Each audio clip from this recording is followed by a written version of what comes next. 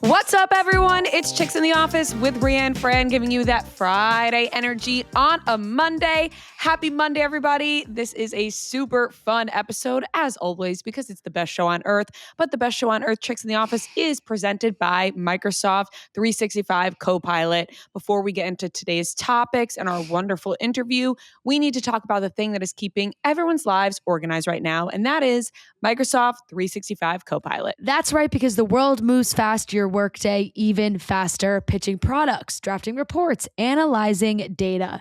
Microsoft 365 Copilot is your AI assistant for work built into Word, Excel, PowerPoint, and other Microsoft 365 apps that you use, helping you quickly write, analyze, create, and summarize so you can cut through the clutter and clear a path to your best work.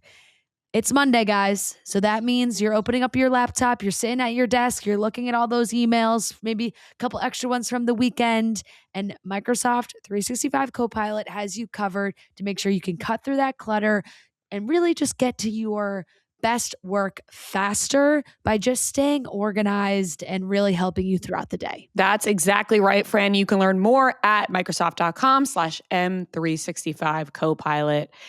Happy Monday, everybody. We are in LA right now. We're so freaking excited. Fran and I are both in LA for the Hannah Montana anniversary special premiere.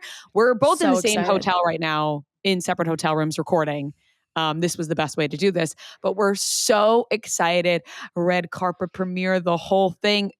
I'm so pumped. Number one, because it's Hannah Montana, and this is literally like a lifelong dream of ours. Like, I'm freaking out. Number two, I've never walked a red carpet for a premiere.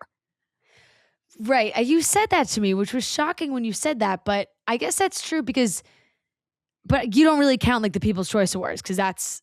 Oh. Because it's like, I mean, that's a red carpet. No, yes, that's a red carpet. That's like a award show. But like, I've never done like a premiere red carpet, you know? Right. The only ones I've done, I just had the Jonas Brothers one. So I'm Jonas Brothers, Hannah Montana. Like Disney Channel, yes. Only invited to Disney Channel carpets. That's it. That's our brand, Disney Channel. That's our brand. Carpets. If you're reviving any sort of Disney Channel thing and there's a premiere, I'm your gal. Make sure I'm there. Yeah, me too. Which is so funny. No, I'm so excited we're here. I was laughing because we're recording on Sunday and we just got here and you had posted some of the stuff from your room. We're here with Maybelline, which it's great. And I had to post a different ad. So I'm getting people being like, wait, are you not? They think I'm at home cooking dinner. I know. People are messaging me like, is Fran not there with you? Yeah.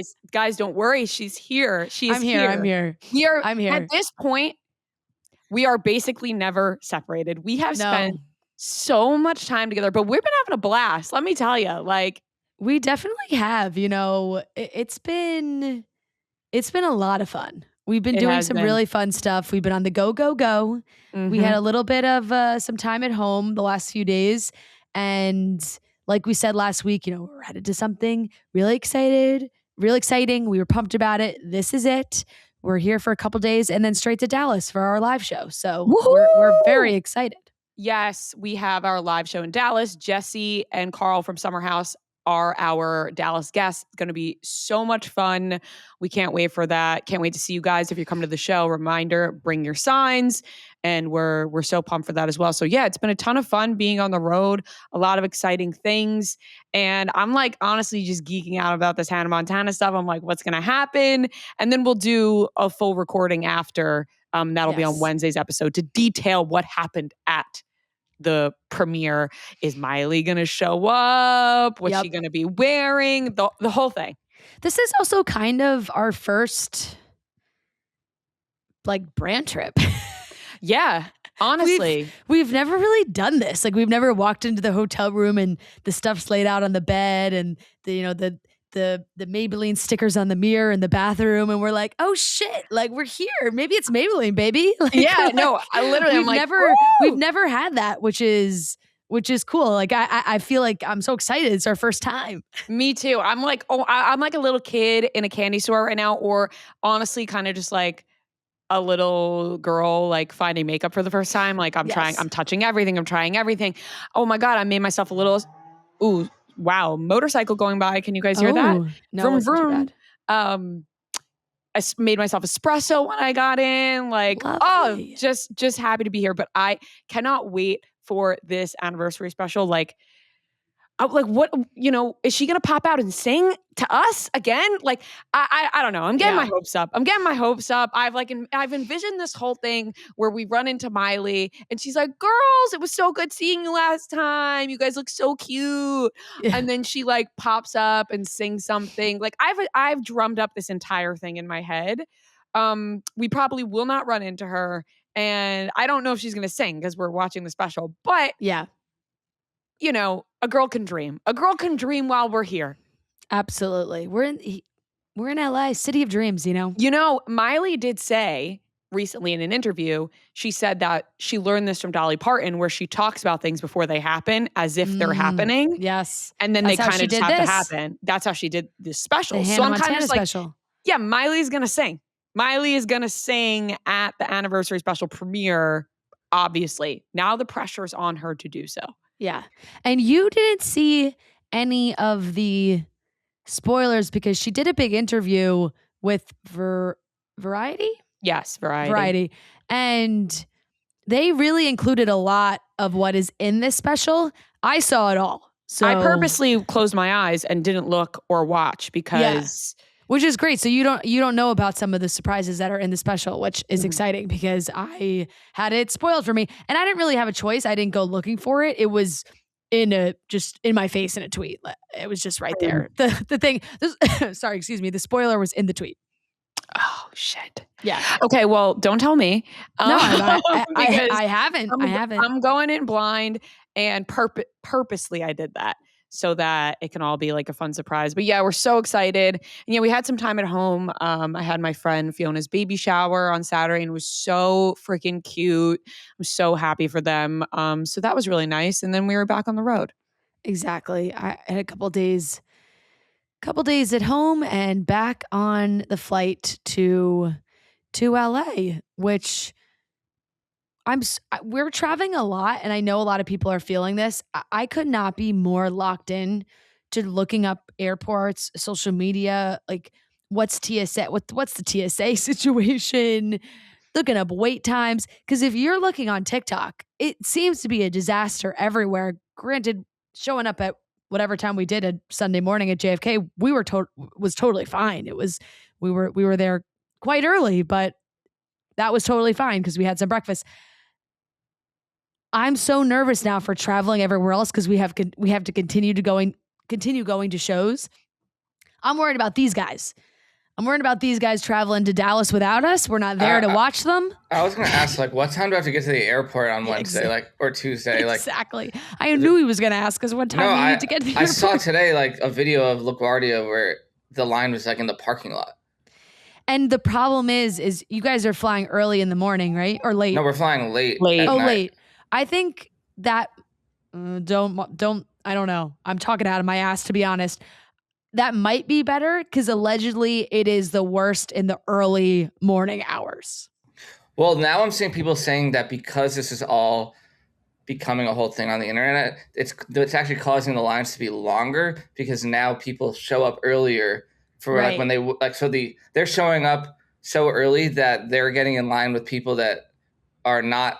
I don't know. It's very confusing. No, I actually saw what you're saying. It's like people are so scared they're showing up 4 hours early to their flight, and then everybody's waiting in line at the same time for flights that are all like actually spaced out. Yeah, it's a whole freaking disaster. But we need you guys to make it. We are rooting for you to make it to meet us in Dallas. Listen, after last week, we can't have another situation.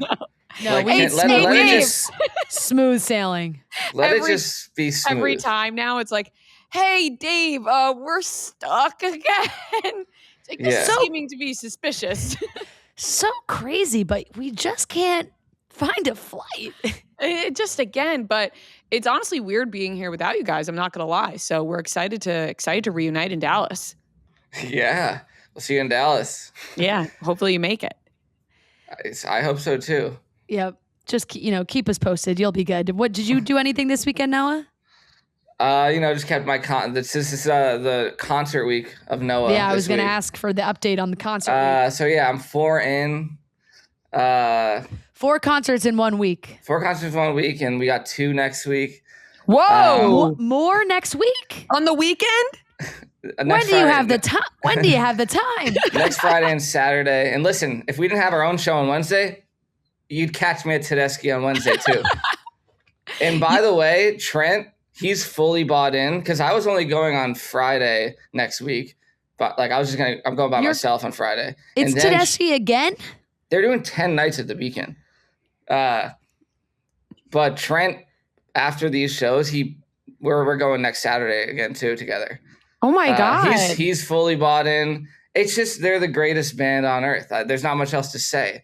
You're tempting me. Like I feel like I'm missing out. You know who they brought out randomly last night? That not necessarily like was my cup of tea, but it was just like so random. Cyndi Lauper. Cyndi Lauper? Cyndi Lauper?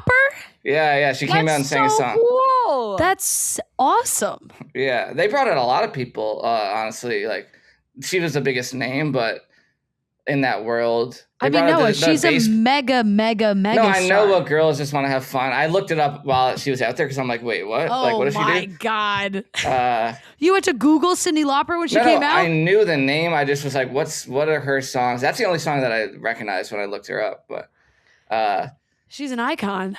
Yeah. But it's incredible. Yeah, it's just wow. 3 hours of the best jamming. Just jamming. Just jamming, man. Him and Trent. This is Yeah. them. They're standing there going like this. No. Like, do you remember that there was a picture when Trent and I went to a John Mayer concert? Like, Yes. I think Fran's friend or someone took it. Yeah. And it's just like me and Trent like standing there like with our arms crossed. You're like, And it's like that is for the most part probably how we look. Like if you just saw us, it might not look like we're having the best time, but trust us, we are. I believe that you are. The pictures you guys posted were so funny. And you know what? I'm happy for you guys that you guys love it so much. You're going to go back this weekend. Like, honestly, I was going to say, well, we're busy. I don't know how you're finding the time. I agree. But you love it so much that you are finding the time. This break is good. Because then I saw Marcus King a couple nights last week. You can miss them a little bit. Yeah. Like you need some days. Like I have gone like 4 times in a row. And by the 4th one, if you're doing that, you kind of, which is funny, even like at the concert when it's like intermission and I'm like to Trent like, oh, like my feet are killing me on my back. And meanwhile, they're like up playing a concert and I'm like exhausted from just, you put a lot into it. You're exhausted from jamming. The jamming takes it out of you. I will say last night I might have gone a little too hard with the candy, as I would have said to Rhea at the airport. Oh, shit. The special candy? Special candy. Different kinds of candy and but it's good. Like now I know for next week. I did walk out of the concert kind of like one of the songs toward the end I thought could have ended my life. Like I was in another dimension. Oh my goodness. Well, those experiences they'll teach you for the next time. That's what you know, that's why you go to like 4, 5, 6 because then you can test these things out. You can test the level of drug usage. Yeah, you'll be like, hey, the next time, you'll have the correct dosage. Yeah, I didn't say that actually when I went to Marcus King the other night because it was actually through shout out to his team. Like they gave some tickets to Barstool that I ended up in his green room in between. I told Fran because I got a solo text about it. Solo text, but. That was pretty wild. Anytime you end up in a green room at a concert, you just feel like it. I didn't feel as weird though as when I did this to Tedeschi last year. I felt more like, I'm just chilling. You know who was extremely jealous? Cool. My husband. My husband was like, you had tickets to work. You didn't want to go. You didn't tell me. You know Noah what? went. When I was Fran, there, what the hell? You didn't tell I didn't her? know. I didn't know Noah got tickets to work. I thought Noah was just going on his own. That makes sense. He didn't mention that. You're right. No, that was kind of like a last second thing. And then the funny thing is it's like I ended up staying for the late show that night, which I didn't plan on. And then I went the night after that. So I saw his show 3 times. But it was awesome to be like in the green room. Very cool. Told him like, and it's like, you never know what to say. It's like, hey man, like unreal. That was unreal. Yeah. That was awesome. You rocked out there, man. Yeah. What a show. What a show. But The yeah, green room at the Blue Note. That's one to cross off. That's as cool as it gets. What's on his rider? Would you see back there? Cigarettes and beer. Like, I don't know. Fuck yeah. It was like it's a tiny room, like tinier than any green room we've ever had, which makes sense. 'Cause the Blue Note's so small. Mm-hmm. But that's why it also was funny because I was the first one to walk in out of the people that coming in, and you walk in and it's just like an insanely small room, and he had just come off, and it's like, what am I doing here? That's so cool. For those that don't know, the Blue Note is a very iconic like jazz club in New York City. Yeah. And it's an awesome spot. And there's been some very, very like legendary performances there down in the West Village. It's a really cool spot. If you're ever visiting New York, I highly recommend. But they have like Marcus King has been doing a bunch of shows there. Yeah. They have Blue Notes now, like a lot of different, like I know they have one, like a famous one in Tokyo now. Oh, really? Yeah. That's I awesome. think they must have it in LA. I know they have it in London. But yeah. Look at you, music guy. Like, this is 2 weeks. The Ives of March, I jokingly say to my friends. The Ives of March. Oh shit. Yeah. Well, we're excited for the recaps next week. We can't wait for you and Trent's journey. Maybe we'll have Trent pop on if he's around. Yeah, I was gonna say it's nice to know Trent's alive. Yeah, I honestly want Trent to pop on to talk about the fact that when The Bachelorette was going to air and stuff, and everything was happening, we were probably going to have him on to discuss a little bit. Now that's not happening, so we were throwing out a possible, cutting stems, bringing it back in some capacity. Yeah, so we should have him on to discuss and also discuss all your guys' ventures. That'll be fun. We'll ask him if he's around. It's just good to have like a buddy that is as invested and loves it as much, because you take people and then they're kind of like, oh yeah, that was cool, but to have someone who's like that was the greatest night of my life, like fuck yeah, I love it. That's amazing. Yeah, that is awesome. All right, we're gonna get into the rest of the show. We got to talk about these Mormon wives, more drama. More news hit Thursday night that Jordan, Jessi's husband, has filed for divorce. And then there's rumors swirling around that. DeuxMoi has posted some things. Chappell Roan, security. A lot of drama going on with Jude Law's 11-year-old daughter and Chappell Roan security. She's not allowed to go to Rio anymore. It's a whole thing. The full Justin Timberlake DUI video has been released. And man, it's a treat. And we have the weekly Watch Report and a great interview with Jenna Dewan, who we've wanted to have on this show for such a long time. And she is so nice and so fun and really reminiscing. So that was amazing. And yeah, on Wednesday, we'll be back with another episode recapping everything that happened at the premiere. So stay tuned for that. But let's get into the topics. We cannot wait for our show in Dallas, but even more than that, we can't wait to drink a delicious RumHaven cocktail with all of you. Because right now, the world's too loud, it's too filtered, it's too fake, but not here, not with us, and not with RumHaven. RumHaven is where the noise fades and the real comes out, where you can unbutton expectations and sip on what's true and what's natural. One taste of pure cane sugar and real coconut water lets you feel the difference. It's what real tastes like, that place, that feeling, that mindset, where everything finds its balance. It's an oasis of authenticity, and it calls to you and draws you in. Because in this space, you can be real with yourself, your friends, and the strangers who might just become them. So open up a bottle of RumHaven, drink a nice RumHaven cocktail at one of our shows, lose the small talk, and find the good vibes. Because the best moments aren't fake, they're simply real. RumHaven, made for real. So after we wrapped up recording Thursday when The Bachelorette got canceled, breaking news, the whole thing, there's all these reports coming in. Now Taylor Frankie Paul, Dakota, I guess, has been granted primary custody until temporary custody. Yeah, until their court date. After all that, we go home, news hits, Jordan has filed for divorce from Jessi. This fucking guy, we both had the same reaction because honestly, so happy they're getting a divorce. But what this read to me was that Jordan found a little plot hole in the prenup and said, "Oh yeah, I'm filing and I'm going to get your money." And to that, you pissed me off, Jordan, because I so badly wish Jessi was the one to file. And who knows what happened with their prenup situation, because we never really got a follow-up on this season of Mormon Wives. So we want to know what's happening. But this fucking guy, I mean, I'm glad she's getting away, but at the same time, I wish she was the one to file. Yeah, that was solely from the basis of pettiness on our parts when we saw he was the one to file. That was solely just a petty, like, well, he's the one filing. Give me a break. Like, we immediately just thought, absolutely no. This guy is the mayor of Weenie Hut Jr. You know, like it's just the mayor, like the manager, the owner of Weenie Hut Jr. Yeah, the biggest loser of Loserville. It's crazy. Yeah, and the timing of this is crazy. What a day at the courthouse, their local courthouse. Thursday was a busy day. It seems these guys were in and out of that place left and right.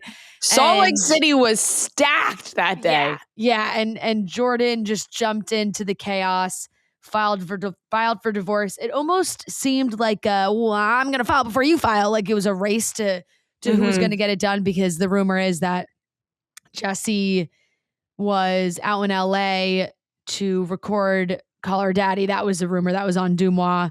She was out in LA. She was posting videos of her dancing with Sasha from Dancing with the Stars. And honestly, that gave me a giggle. I thought, Jessi is posting on her story, salsing with Sasha, and Jordan's filing for divorce in the courthouse. But this is one we probably saw coming. You know, the way they talked about their relationship on the show, it seemed like it's been over for a long time. Even this whole last season of them trying to stay together, it just didn't really seem like it was going to work. And we've known that they've maybe, you know, been living separately, and she wanted to go back to her maiden name, and all these things that just really started to add up to this relationship is not going to work. And yeah, I wish we knew more of the details of the prenup situation. We were left on a bit of a cliffhanger with that. And now we're going to have to see what happens. I don't know where we're going to see what happens, because it feels like the future of all of this is really up in the air. At the end of the week, an article came out too that the cast had a call at the beginning of March with some ABC executives, just trying to get their thoughts out there on where their heads were at, and the fact that they didn't want to film with Taylor until all of this had been resolved, or they had known what had happened at the end of February. And clearly they were very uncomfortable with the way it was going. And it sounded like something where they wanted to protect their jobs, but also not be filming this crazy situation because they didn't want to be around it. It was not a good situation.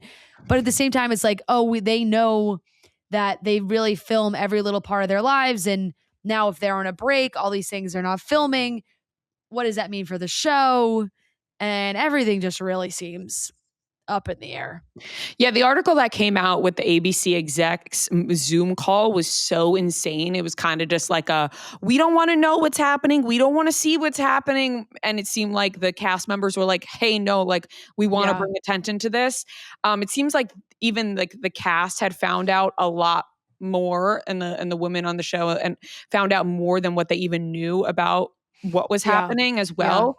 At the end of the day, I'm not sure Mom Talk's going to survive this. Like, I do not know if the show will continue. As for Jessi and Jordan, it seemed like there were some rumors allegedly about his past and parties and escorts and the whole thing. Yeah. And Jessi's getting ready to tell her story. So we'll see if she does do the Call Her Daddy interview. I feel like we can almost expect this Wednesday for that to happen. If not this Wednesday, the next. Like I would assume that's what's happening. Right. You would think it would be as timely as possible now. It just seems like, news hit after news hit with this group. I'm seeing some of them comment on each other's posts, Macy and Michaela commenting about moving to LA, and all that. So there is so much going on. And I think everyone is wondering, like, will this show even continue, even with just the other ladies? Like, will Mom Talk survive this? They're probably all asking themselves. Yeah. And then we got Dad Talk just trying to, they're taking over the courthouse. Yeah. Yeah, absolutely. They're all in there. Yeah, these guys, Zach's like making TikToks ranking the cast of Mormon Wives. It's nuts. There's so many videos. There's so many rumors. There's so many posts.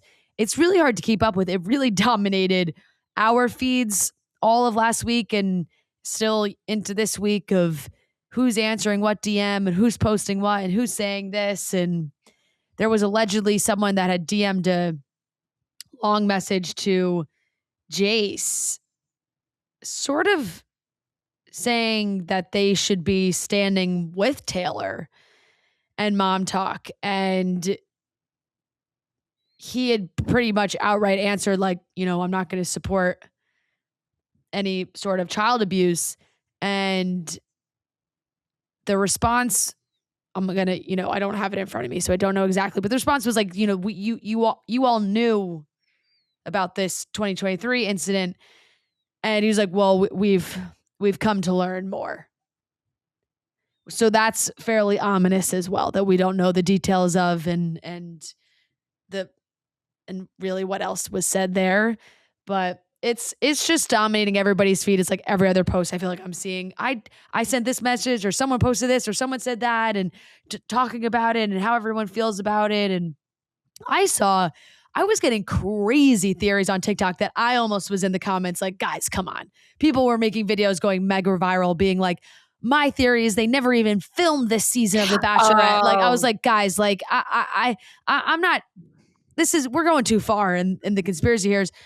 I met somebody who literally filmed the show. And I promise you, he was on the show. Like, it was crazy. I mean, the theories that people come up with are so out there. You're like almost impressed. I'm like, wow, if that was the case, that would be really quite the ruse, right? Seriously. I mean, wow, that would be something, but that's definitely not what happened. Yeah. It's like, no, this is all really all for publicity. I'm like, I don't know if this is the route they would have gone for on that one. I don't think that this is when they say like all publicity is good publicity, I don't think this one's that. I think that this one's bad publicity. I think they're not happy with this. Correct. But, as for the guys that were on the show, they kind of have a market right now where they could pop up on TikTok and be like, I was supposed to be on the show, and they might get some followers because now it's like this mystery. I also saw people talking about like if you were they're still under contract apparently. Yeah, that makes sense. Like they had a big meeting. They had a call with Warner Brothers, and I saw this article that said that they were like all told that they're still under contract. Yeah, I saw people talking about if you were the villain of this season, you got to be hyped. Like, because there's always a villain on every season of The Bachelor, Bachelorette. Yeah. If you're this guy, you're like, oh, yeah, not too shabby. I have seen some of the guys on TikTok joking about, not having any money because they're like, oh, I didn't work for months to go on this show, and now the show is supposed to air and now it's not. And they do get paid, like not a lot, I'm sure, but like they do get paid to be on the show, right? Yeah, but it's not like a lot at all. Not a lot. Like it doesn't, they probably don't pales in comparison to what they would make in their real jobs. Right. They're not just like, oh, we'll pay you your salary of what you're making at your job. Yeah. Yeah. So, well, listen, I'm sure more and more will come out, and I'm excited for Jessi. Yeah, I'm interested to see if Jessi goes on Call Her Daddy and talks. We shall see. Same. Chappell Roan back in the news. Security this time around. Jude Law's 11-year-old daughter has come into play. We got Brazil in the mix. This is a wild story that I was trying to keep up with, and I was so confused what was happening. I was like, wait, she got her security to yell at an 11-year-old. Now she's not allowed in Brazil. It's a whole thing. Yeah, so I have the original screenshot. So backstory is Jude Law and Catherine Harding, they share an 11-year-old daughter. Mm-hmm. She is now married to a Brazilian soccer player, who's very well known Jorginho. Jude And Law's ex, yes. Yes. And he put up a story because there's Lollapalooza in Brazil is happening this weekend. And he posted a story where he had said, I went through a very upsetting situation with my family earlier today. My wife, Kat, is in Sao Paulo for Lollapalooza, Brazil. This morning, my daughter woke up incredibly excited. She even made a sign because she was so happy to see an artist she really admires or used to admire at Chappell Roan. By coincidence, they're staying at the same hotel as this artist. During breakfast, the artist walked past their table. My daughter, like any child, recognized her, got excited, and just wanted to make sure it was really her. And the worst part is she didn't even approach her. She simply walked past the singer's table, looked to confirm it was her, smiled, and went back to sit with her mom. She didn't say anything, didn't ask for anything. What happened next was completely disproportionate. A large security guard came over to their table while they were still having breakfast and began speaking in an extremely aggressive manner to both my wife and my daughter, saying that she shouldn't allow my daughter to, quote, disrespect or, quote, harass other people. Honestly, I don't know at what point simply walking past the table and looking to see if someone is there can be considered harassment. He even said he would file a complaint against them with the hotel while my 11-year-old daughter was sitting there in tears. My daughter was extremely shaken and cried a lot. I lived with football, public exposure, and well-known people for many years, and I understand very well what respect and boundaries are. What happened there was not that. It was just a child admiring someone. It's sad to see this kind of treatment coming from those who should understand the importance of fans. At the end of the day, they're the ones who build all of this. I sincerely hope this serves as a moment of reflection. No one should have to go through this, especially not a child. To tag Chappell Roan again. Without your fans, you would be nothing. And to the fans, she does not deserve your affection. He also included a picture, a screenshot of Chappell Roan's Instagram, just her Instagram, and a screenshot of his daughter's sign that says, hot to go. I'm watching Chappell Roan. Little homemade sign. That explodes. Everyone freaks out because Chappell's had her fair share of run-ins with fans and paparazzi, and her attitude has become a hot topic of conversation. A video went viral of her in Paris recently of fans trying to get her to sign shit, and she started filming them back, and it was a whole big thing. She got on Instagram, posted an Instagram story saying this was not my security. Maybe it was hotel security. At Lollapalooza, a few hours after this, before she went on Instagram, she had publicly on stage thanked her security. So people were jumping on that too, being like, look at her. She's thanking her security after that. I know, which is unfortunate though. That one I'm not going to jump on because it's not like she said, wow, Brazil, thank you so much to my security. It was in the midst of thanking everybody. It was my team, my security, my fan. It was thanks to everyone for being here. It wasn't a one shout out to security. But the articles made it sound like she was shout out to my security. But that's not what she did. But no, she posted a whole video saying on her story that it wasn't her. Just not how she would react to a child, or it was no one from her security. That was no one from her security. Doesn't hate children. Doesn't hate children. I mean, listen, this whole story is so insane. And if that's what happened, it's so fucking ridiculous. It's an 11-year-old girl. She's walking by her table being like, oh, is that Chappell Roan? It doesn't bother her. That's going to happen. I'm sorry. She's a little girl. It's so crazy. Chappell was trying to say she's like, I didn't see this mother. I didn't see this daughter. I didn't see any of them. I just had breakfast at the hotel. No, she was like, no one bothered me. I had no issues. In my head, I was like, yeah, no one bothered you because you fucking told your security guards to you got your security guard on them. And then the mom, Kat, she posted a video as well saying she was like, it was not hotel security. It was some sort of personal security. It was not hotel security. Because if my theory was maybe Chappell Roan's been so nuts about this that her personal security had detailed to all the hotel security, be on high alert. She doesn't want anyone bothering her. This is a whole big thing. And maybe, hotel security took it a little too far. But now the mom is saying it was not hotel security. I feel like probably she her doesn't own security. Deserve the benefit of the doubt at this point. She probably we have doesn't. So much I know to work I always with, do. Where she is one of those people where now everyone's saying that you have boundaries isn't an excuse to be an asshole to everyone. Yeah. Yeah, that is and such it's a good point. she's probably like, whether she told the security to like act like this or not, the way that she acts and like is kind of like is empowering her security to like go after these people when it's Right. a kid. Especially a little kid. It's like, oh. Who didn't say anything? Who They didn't even just say anything to her. by the table. No, just noticed that it was her and was excited. Also, made a whole sign. Her video apology just seemed like so disingenuous. Like, oh, I don't know what this is. Like, she's in bed. Like, I don't know what this is about. I don't hate children. Like, that wasn't my security. Like, sounds like it was for security. Yeah, I just think that she has such a reputation now, and there's no way that her security isn't working overtime with or without her knowledge of keeping people away from her, because I'm also sure her team of people are saying to her security, keep people away from her, because anytime a fan interacts with her, it turns into a disaster and it's a PR nightmare. Like her team's probably like, hey, we probably can't have people approach her because it goes viral that she's a bitch to her fans, and it's a problem. So like, just keep her away from everybody. Yeah, and then it ends up on the total opposite end where it's like, you can't even look at her. Yeah, and you're in Brazil where the fans are passionate, very passionate. They are passionate. The Brazilians are the best of the best, and they love their people, and they support and they ride for their people. And I can only imagine like the prep of like, oh, Chappell's going to Lollapalooza. The Rio mayor posted that she's, no longer she's no longer allowed.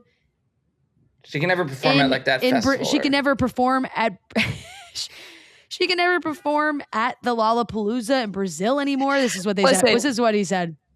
Posted on X saying, oh, I hate that I just said X. Sorry.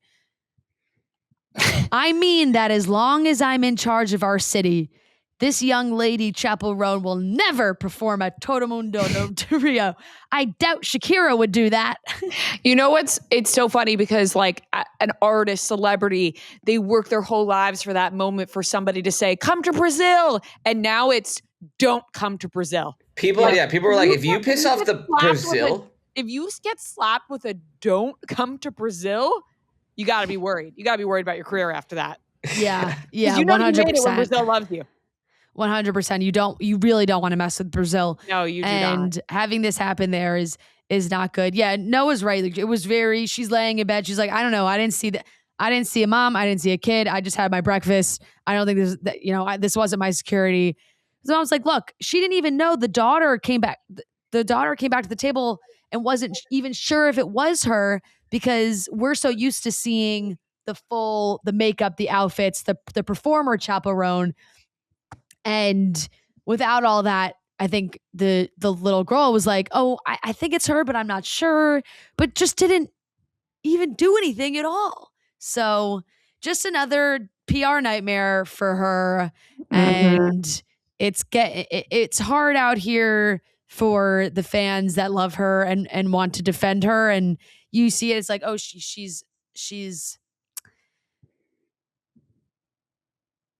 deserves her peace and her security and all of that. But at the same time, it's like, at a certain point, this is just part of it. You gotta be nice to people. I saw people saying like, it's not that hard. Like she like could do a Sia type thing, or like she doesn't need to make all these public appearances. Like she isn't like shying away from like going to award shows and like doing all these things. So like, yeah, the problem is she just wants to be a superstar without any of the fan.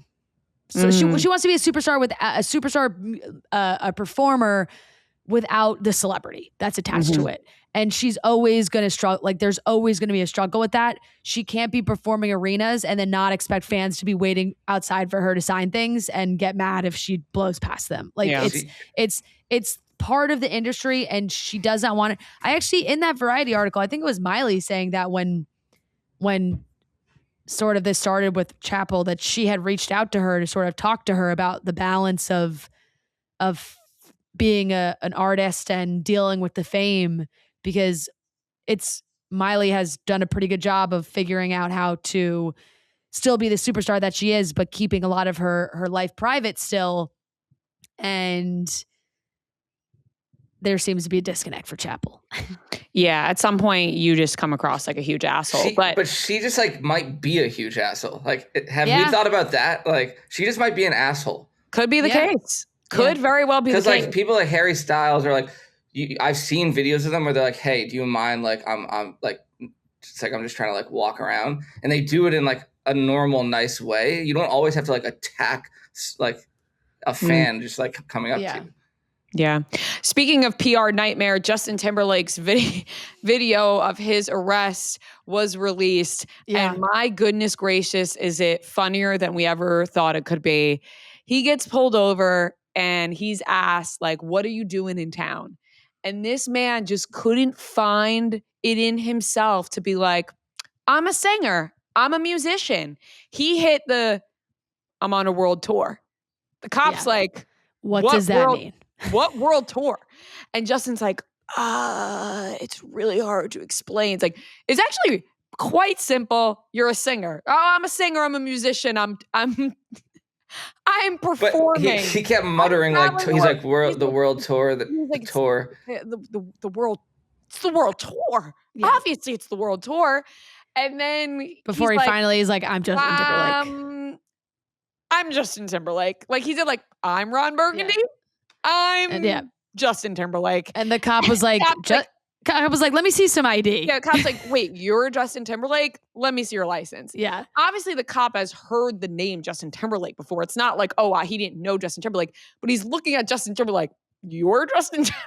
Like, I'm Justin Timberlake. Gets out of the car, performs all the tests, just, is it's drunk as a skunk. These are hard tests. He's like, these are pretty hard tests. Like, these are like really hard. Like, I could sing, but I can't walk a straight line. These are really hard tests. And then whoever was there, whether it was his publicist, PR, somebody who worked for him was like, can you just do me a favor because you love Bye Bye Bye or Sexy Back?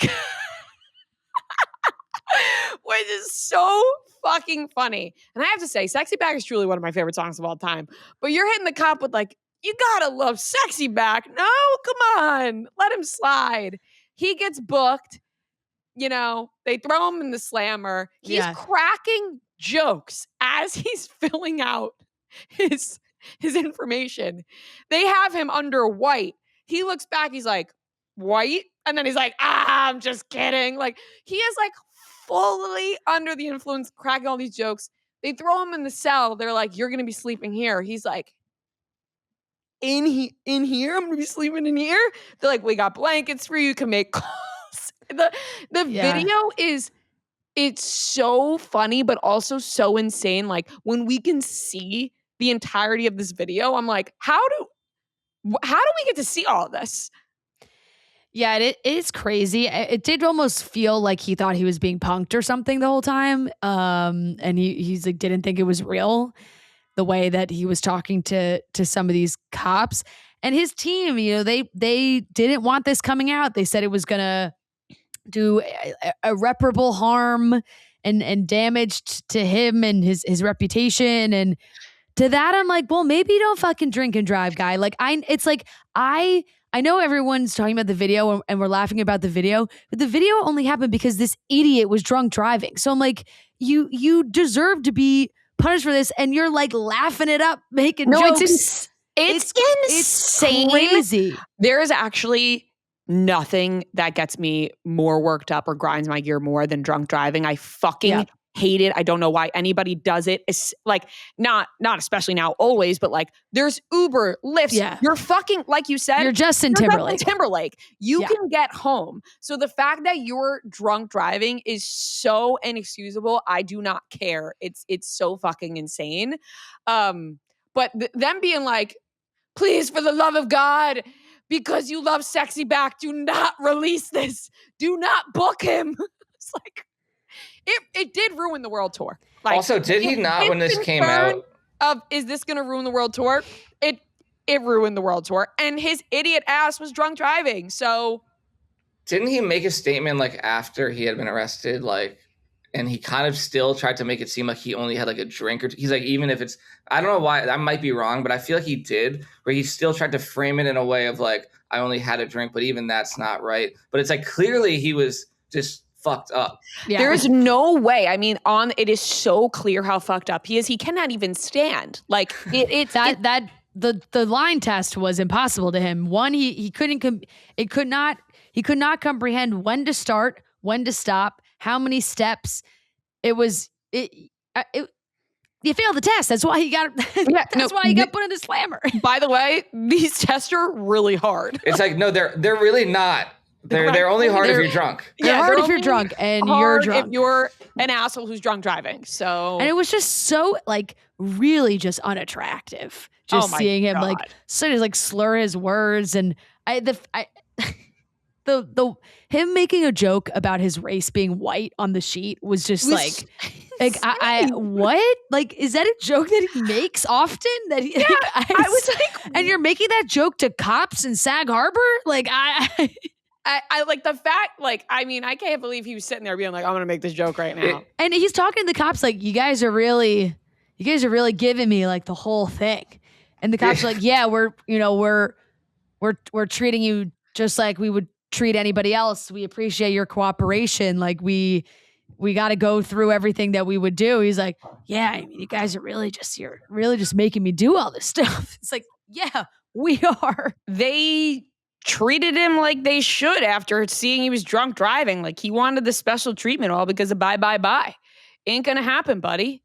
No, it's not. And I looked at you after we had been in the airport all day in Seattle and we got back to the car, I just said, this is going to ruin the tour. It's just like it's crazy.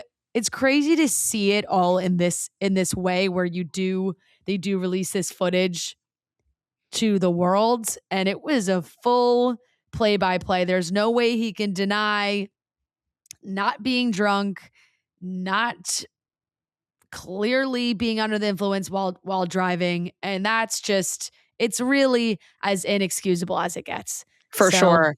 Yeah, I mean, I will never get over the white. It's hard. Yeah, no. He's like, it's hard to explain.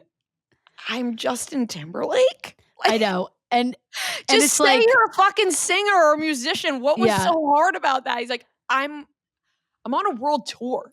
Right. Like in his drunken state, he was trying to be like humble. He's trying to not come off, which is funny because it's like, here's the thing.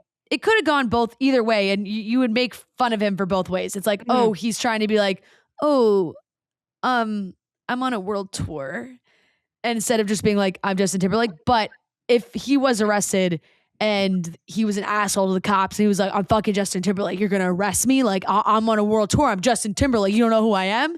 Like, he'd be crushed for that. Yeah. So like he was trying to be humble.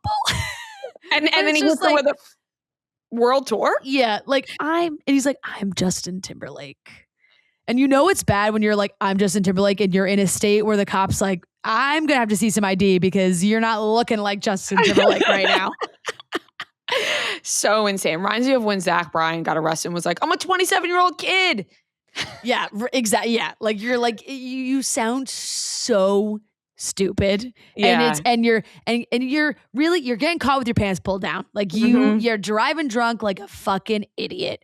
And like, now the whole world's going to watch you try and walk in a straight line and you can't do it. Can't do it. Oh my God. It's an insane video. And it just goes on and on. It just goes on and on. Every time I would open social media, there was a new clip. I'm like, where are all these clips coming from? No, they were releasing them in like parts. It was like it was a Netflix series. It was like part 3 coming tomorrow. Yeah, it was like new Timberlake video just dropped. Stay tuned for part 2 in 3 hours. Like it was like every single time I opened Instagram, a new video was being put out. Who is dropping this? Like I don't get it. It's insane. I don't know either. So insane. I guess the court, like it's because it was like the lawyers had put the town because the lawyers had put in like that they wanted it to be sealed, and that got denied, obviously. Yeah. The world tour. All right, that wraps up the topics for today. Before we get into the weekly watch report, I got to tell you guys, you have to try the Pepsi Prebiotic Cola. It is so delicious. It comes in 2 flavors, original cola and cherry vanilla. It has that great Pepsi taste, but now with even more to love, with no artificial sweeteners, only 5 grams of sugar, just 30 calories, and 3 grams of prebiotic fiber. It is so good. It's Pepsi Prebiotic Cola, unbelievably Pepsi. Like I said, we're watching our TV shows, we're catching up. Nothing is better than getting ready for a night of TV, getting that weekly watch report loaded with items, and you're sitting on the couch and you can crack open a delicious Pepsi. Pepsi Prebiotic Cola is available now. Try it today. All right, let's get into the weekly watch report where we talk about the things we watched this week. Weekly watch report on Monday, weekly watch report on Monday, weekly watch report on Monday, weekly watch report on Monday. So honestly, I feel like I didn't watch that much this week. There's a lot of basketball on. We're still in March. It's March. It's March. Our team lost. It's March Madness. March Madness. Duke ended up winning both games this weekend. So that's big news. My bracket's still alive. Let's go. Guys, I'm not going to brag, but my bracket is killing it. Really? Yeah, I'm number 1 in all my things. Oh, wow, shit. Good for you. But yeah. Good for you. We'll see what happens. You never know. It's March. Unfortunately, our Prairie View Panthers, it was maybe the worst March Madness game I've ever watched in my life. So that was tough. It was so fucking bad. It was so terrible. It was tough. Florida's very good, and those guys on Florida are so tall. Yeah. Although Florida's not looking too hot right now, but we'll see. Oh, are they losing? They were, but they're up by 2 right now, but they were down. Yeah. They pretty much the whole game. I said there's a guy that's 7'9". I said that's you can't be. I thought that was a made up height. Is that real? Yes. He doesn't play.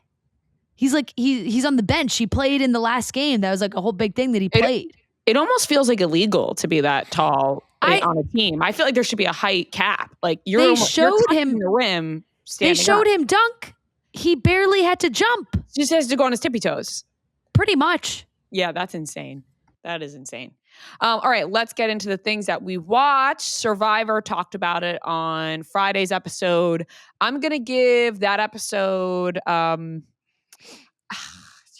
give it a B+. Came back around in the second half, get past the Zach Brown band stuff, and it was a good episode. I don't think it deserves to have the lowest rating on IMDb because the lead up to Tribal was really good. So I'll give Survivor a B+. Summer House this week was emotional. They had a really good conversation on this episode. During their dinner, the spotlight was kind of on West again and Ciara to kind of give another apology to Ciara for, fucking up in the past, going to talk to, news outlets and media about how he did not like her. And then he kind of said that, seeing it happen with Jessi and Lexi made him realize, how bad that all really was. And then Ciara opened up talking about being the first Black woman on Summer House and how she has to deal with or dealt with commentary around that, and what she builds up in her head is going to come her way if she acts a certain way or with guys. Yeah. And then KJ opened up about himself and his sisters and having to see what his sisters deal with and, everything they go through with being Black cast members on this show. So it was really nice to see the support of the house during this conversation. And for them to be able to talk about it and for them to air it as well. And then, Kyle kind of gave his point of view where he was as a white guy, I can just pop off and I don't got to worry about what people are going to say. But, you guys do. Yeah, which he does often. Which he does often. So acknowledging that privilege. And I thought it was just a really good conversation that was shown on the show. And I think now we're getting a little glimpse of something happening with Ciara and West going forward. And I don't know what happens, but it seems like they're flirting again. And then it looks like he does something and everyone's like, why would you do that? So I don't know. I don't know what happened there. Yeah, it seems like a lot is going to go down between the two of them. But yeah, he was West was clearly extremely drunk when they were playing this game of spin the bottle, basically, but it's like truth or dare, spin the bottle. And he's, rubbing Sierra's leg and touching her back. And everyone's like, dude, what are you doing? But he's like, can't even speak a word. He was incoherent. So it seemed. Sierra broke the fourth wall and looked at the camera like at least twice, which I love. Yeah. Like she was like, are you seeing what this guy's doing? Which is so funny. I love them playing that game. By the way, I was like, make summer fun again. It felt like they were laughing. There's a bunch of single people. They're kissing. They're enjoying their time. But I totally agree with everything you said about that dinner. I think it's so important for the rest of the cast to hear Sierra and KJ and Mia and everything that they have to say about being on the show, especially Kyle had said in a place like filming a show in a place like the Hamptons too. And it has to be good for West as well to hear Sierra sort of explain how she felt and what it's like for her to be a Black woman on this show who has been dating white guys, and the feedback that she gets from that, and the commentary she gets and everything nonstop. It's really hard, and you feel for her because she seems to get so in her head about some of these things. And I think the quick judgment is like, oh, why is she doing that? And it's like, oh, because we do not understand how she is feeling in this relationship. It's so different for her in this situation. So I love that she was able to say that all to West's face and to really say it to the whole table, and have the rest of the house support them and see what happens. West and Sierra clearly have an attraction to each other. They have a pull to each other. I don't know what's going to happen or if anything's going to happen. It's if they just can finally find a way to be in a good place. It kind of made it seem like West kisses somebody. I don't know. It seemed like something had happened that was not good, but the preview for the rest of the season looks fantastic. Carl and Kyle are getting into it, maybe over Amanda. There's some more commentary from Amanda on Ben. It's crazy. It looks like Ben's got a girl that he's bringing into the house. So it really is seeming to turn into quite a chaotic rest of the season. Yeah, this season looks fucking good. The rest of the season, I mean, the whole season's been really, really good, I think, and really fun. And the different cast members have each brought something to the show. The little clip of Amanda talking about Ben did try to fuck me in Italy. I'm like, justice for Bailey making that comment. My God, because she read that and she got torn apart for it. But I will give Summer House an A- this week. I think it's really ramping up, and I cannot wait to see what happens between Carl and Kyle. Can I also just say, really love the idea of Carl and Bailey. I know that they kind of said that they had a little bit of a lunch date or a hangout to catch Carl up on everything that was going on. And I saw the clips of them doing hot ones, and they were all joking about how they would be ones to hook up or date or whatever.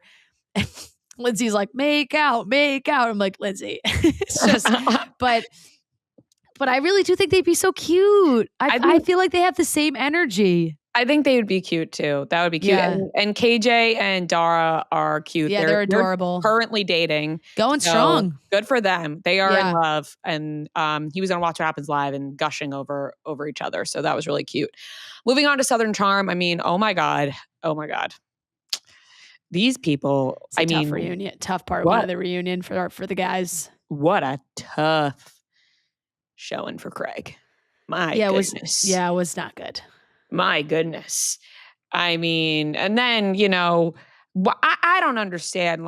Austin, just be honest about what's happening with Sally. Come on. I don't know. He's worried about his ex-girlfriend, the whole thing. And it's kind of making Sally looks silly, and these guys, they give me a headache, man. It's like they're never going to grow up. I don't know. Well, sometimes you just hear them and I go, oh no.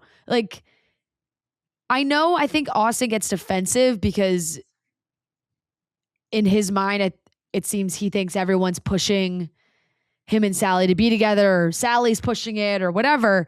So he like becomes very defensive and comes off in not a great way. And I really didn't like what they were saying about Sally. She wants to be a wife, act like a wife, and she's out too much and her body count and all this shit. I'm like, bro, and I'm glad Andy kind of called him out to be like, you're not exactly one to be talking about body count around Charleston. Like, meanwhile, Austin and them were talking about how they would like run around K Street and do whatever they wanted for years. It's like, yeah, you did. No, the double standard is crazy.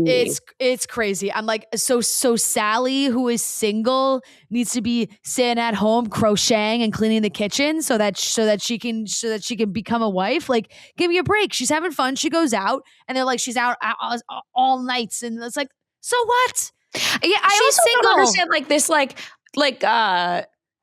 wives can't be fun and like go out. Like I don't understand that either. Like totally, it's so fucking annoying. Like people, I mean, people do that shit all the time. Like if you post I have people, if I post a picture, like, you're a wife, and I'm like, yeah, and my husband tells me that I look fucking good, and he's like, you look so good, you need to post that, show yourself off, da da da. So like, I can't, like, the way that, oh God, it's ridiculous. I know it's not good, and I just sometimes I just wish, like, I want to shake these guys and be like, sometimes you just got to take it. Like, they're all talking to Craig, and immediately it's so defensive. It's right back to them, like, well, you guys have all done spats. So I was like, no. You're deflecting. We're talking about you. It's not, oh, everybody else is messed up, and that's an excuse on why I can mess up, because they were saying that, I guess, off camera, he had yelled at Sally in front of her parents, and multiple people were there to see it happen, and it wasn't a good showing. I just want these guys to just eat it for a second. You messed up, eat it, say you're sorry, and move on and try and be better. Yeah. But it's the constant pushback and being defensive, and I'm doing all this work on myself and all these things, and I'm so much better. And everyone's like, no, you're not. Yeah. And by the way, spare me with the, I'm an empath. Da, da, da, da, da, da, da. Yeah. No, that's tough. That's tough. Please. Like, when Andy was like, you got empath spray from a magician. Yeah, that I couldn't believe those. None of those words. They weren't real. None of those words should have been in the same sentence. No. It was literally like Mad Libs, and it's insane. It's so insane. Yeah. I will give that a B, because I'm just like gross out by the behavior a lot of times, honestly. Yeah. Love story. Holy shit. This show fucking plummeted. My God. I wow. Yeah. Wow. Yeah. This episode was a stunner. Yeah. It really seems like they're trying to build up the drama in their relationship towards the end, of just like how not on the same page they were at this point in their relationship, or so it seems. But they just fought for 45 minutes, and that was the entire episode. Some of the worst fake crying I have ever seen on screen, ever. Absolutely stunning. The Princess Diana stuff. Yeah, it's crazy. I was genuinely like, what is happening in this show right now? Like, I was like, I wonder if any of that was actually based in. Yeah. I was wondering if any of that was like actually based in reality. I'm sure it wasn't. I'm sure it wasn't, because why? I don't think there's any way that they would know that. But because you kind of think about the comparison, and you hear him in the episode be like, he's there. That's the monarchy. Like, I took my bike to school. Like, it seemed like such a crazy fight that they just had for so long. And I still really like Sarah Pigeon. I think she's doing the best with what she's been given. You're right, she is doing the best with what she's been given, but this episode was so bad. I have to give it was just I have to give this one a D. I have to give this episode a D. This might be one of the first Ds I've ever thrown out, because I couldn't believe what I was watching. Oh, it was tough. It was a bad one. Yeah. And that is all I watched for anything new. Summer House, I'll give an A-. Southern Charm Part 1, I'll give a B+. Love Story, I'll give a C. That's nice. Yeah, that's, C, a C. Shrinking, I'm caught up on Shrinking. This is just the best show. I love Shrinking. I know I say it every time. It's just a really, really good show. Shrinking is an A-.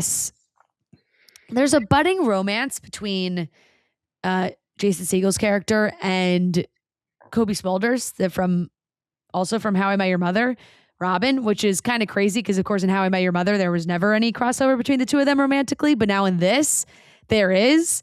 And they're like on a date. And I was like, this feels wrong, but I like it. Like, you're like, no, Robin, what? But no, it's such a cute show and one of my favorites.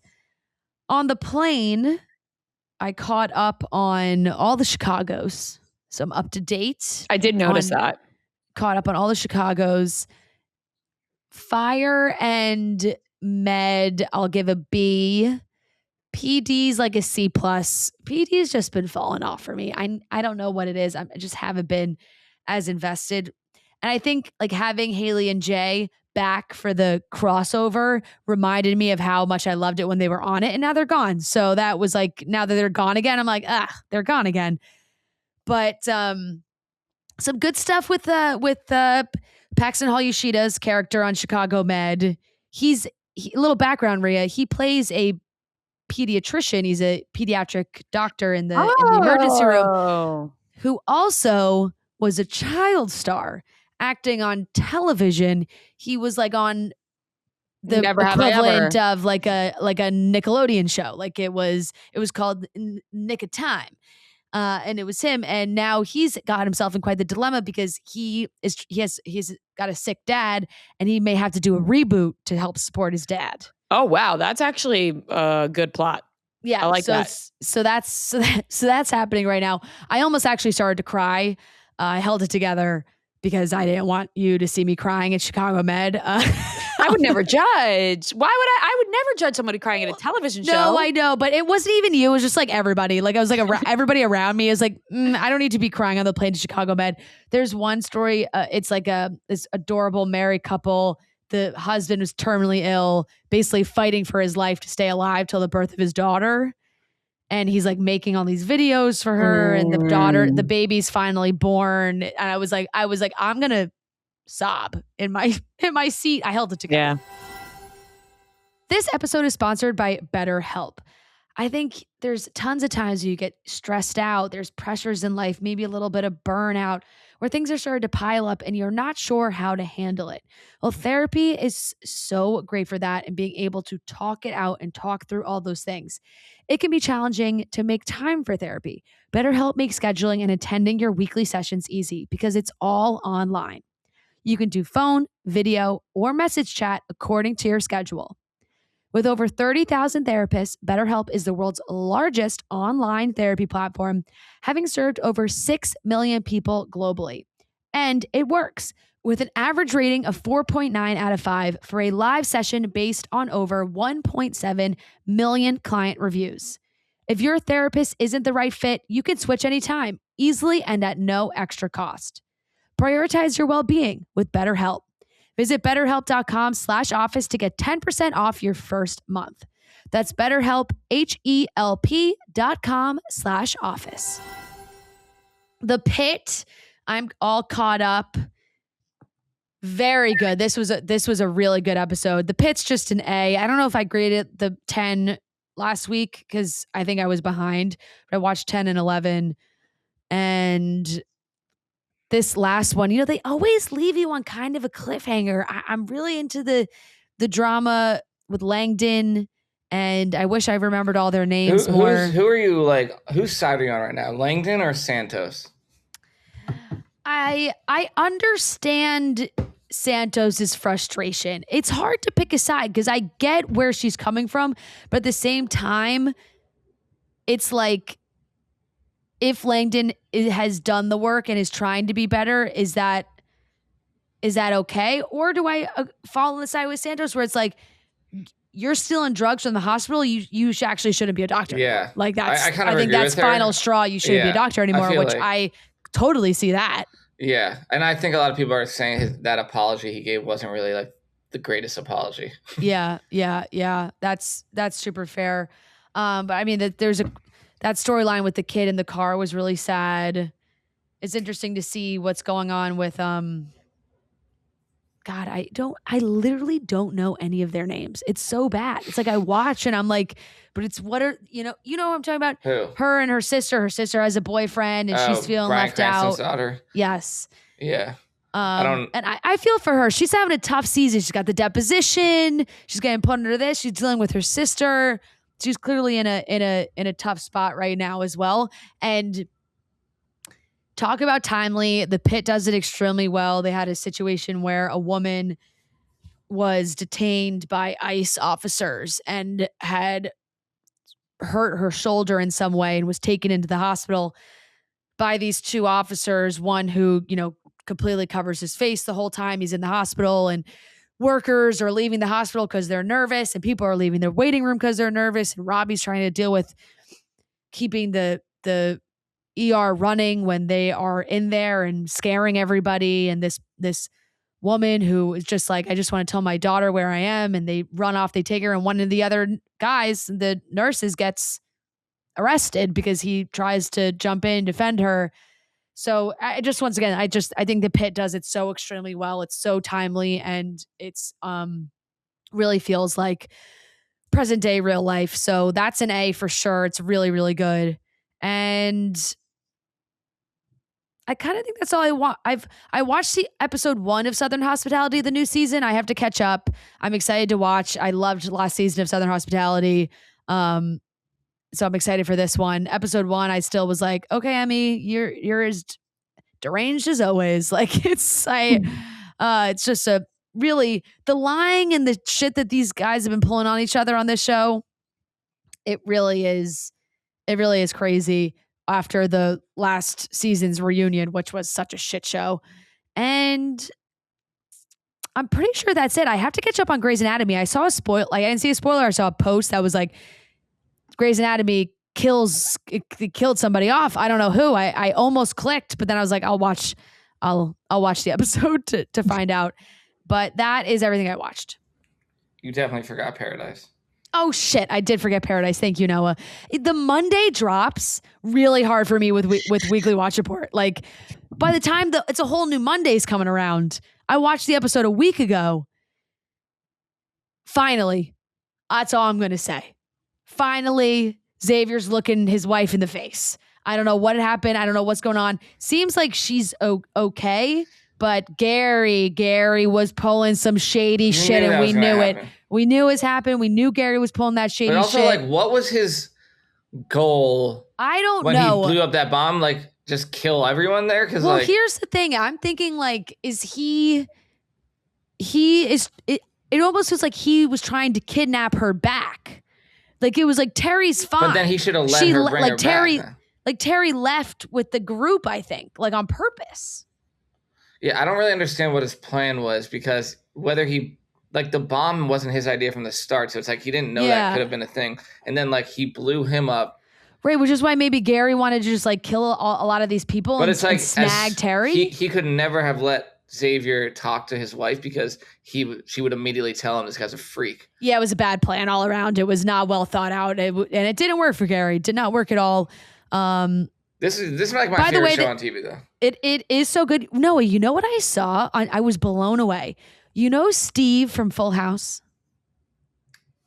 He's the voice he's the voice of the original Aladdin. If you saw him, I'm not really a Full House guy, but if you saw him, maybe you recognize him. He's a writer. Yeah. He's a writer on Paradise. I had no idea. Really? I said, "Okay, Steve from Full House, writing Paradise, go off." Wow. Which I thought was really cool. The Jane of it all, she really freaks me out. She's like my least favorite like storyline, because I just don't like. I didn't love this episode because of that, because I just like don't necessarily get it that much. Yeah. And then with her birth and the thing with the tech guy being like, you're giving birth to a killer. It was like, I don't know. It was all a lot. And then when she goes out to meet Thomas Doherty and his whole squad and whatever is going to happen there. I don't know what Sinatra's got up her sleeve, but I don't like it. And I like that Xavier's daughter is getting Sinatra's daughter to be like, hey, your mom's a nutcase. Maybe you should look into this. She's about to get killed if she keeps doing that. But I just I don't get Jane's endgame at all. Like, whose side is she on? And what is she killing people for? Her approval. She just wants someone's approval. Like, I don't get it. Yeah, I don't know, but it's a disaster. Xavier's like got to take this like whole army now to the dome. Yeah. Like, he's got all these people. First, I don't know what they're gonna do with Gary. Like, kill Gary. Yeah, I'm not sure what's gonna happen to Gary. This episode was a B to me. It was good, but I am the least invested in Jane's storyline. And this episode was predominantly Jane stuff. Yeah, agreed. Okay, now I think that's everything I watched. The Pitt, I'll give an A-. Like even an episode of The Pitt where it's not like my favorite episode of the season is always like, that's like the baseline for that show. Every episode is just so good. And yeah, I don't really know. I am very like into the whole Langdon. I think he's a great character, but I don't know if I like am on his side or not. Because that's fair. I am like, like he shouldn't have a job in reality. But he is also kind of still like a dick. But I don't know. But it's an A-. I watched DTF. I guess I'll be behind now because that's premiering tonight. But I like that show a lot too. That's like a solid B+, I think. Jason Bateman is great in it, and also Linda Cardellini. Yep. And it's just one of those shows that you just want to know what happened. I got to start watching that. And we love Linda Cardellini. We got to jump in on that area. I know. It's just a lot of traveling. There's too many shows. And there's a lot of shows that Matt and I want to watch together. Same. So that's my problem too. Like holding them, you know what I mean, for when we're home. Yep. Paradise, I'll give it B+, but because honestly, just mainly because of the Jane stuff, which I just don't care that much about. But now I'm excited because I feel like now, hopefully, we are headed back to the dome soon. So that gets a B+. Love Story, like I want to give it an F, but like I'll give it a D- because it actually was like funny. Like it was. You guys just seen Little Manhattan with Josh Hutcherson. What's his face? Josh Hutcherson. There's a scene in that, like, which I don't know why I just like for my whole life like always joke about that scene where he's like crying, but it's like the funniest like cry like I've ever seen. Go back and watch it. But it's like he's like a little kid in that. Yeah, he's a little kid. But it's like, I'm not putting it on Josh Hutcherson, but this is what it looked like when we have a grown, like this is supposed to be JFK Jr. like pouting and like moaning and crying, like I don't want you to leave. Everyone I ruined. Like it was so bad. My favorite thing is every week Noah hits this is supposed to be JFK Jr. This is not like.